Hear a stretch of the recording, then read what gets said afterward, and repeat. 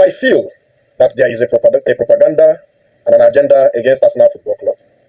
And I say this because since this season started, there have been a lot of different rumors, different agenda, different issues raised against Arsenal Football Club. Now let me say this.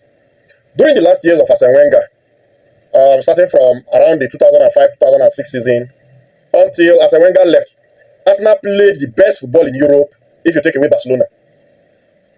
And during that period, Arsenal didn't win a trophy aside from the FA Cup that Arsene Wenger won. I think the two FA Cups he won, and then the FA Cup won by Mikel Arteta in his first season.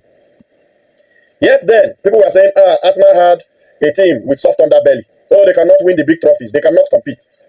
Now, Mikel Arteta came in. The agenda started. Oh, he has not won anything in the past 5 years. And this season started. Arsenal bought the players that they needed. And the narrative has now changed to, oh, Arsenal are playing negative football. They are playing haram football, whatever that means.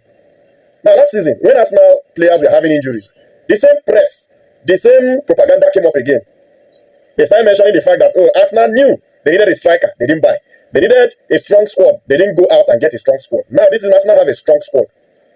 Playing a game according to whatever that game demands. For me, I call it dynamic. They are the most dynamic team in Europe, have the most balanced squad in Europe. And now the agenda has changed to, oh, Mikel Arteta and Arsenal are playing negative football. They are prime Stoke City. They are using set pieces and using long throws. I wonder, what is your problem? What is the color of your problem?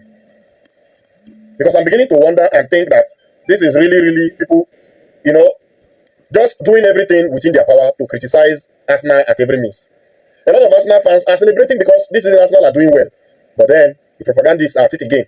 Arsenal cannot win the league. It's just 5 games. I remember last season when Liverpool started winning. It was like this. I think in their first 10 games, they only lost to Nottingham Forest.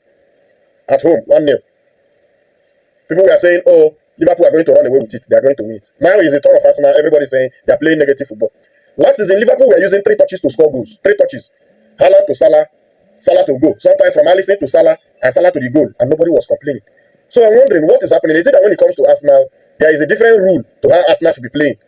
Because I'm wondering, this season, Chelsea have scored about 7 goals from set pieces, corner kicks and free kicks alike.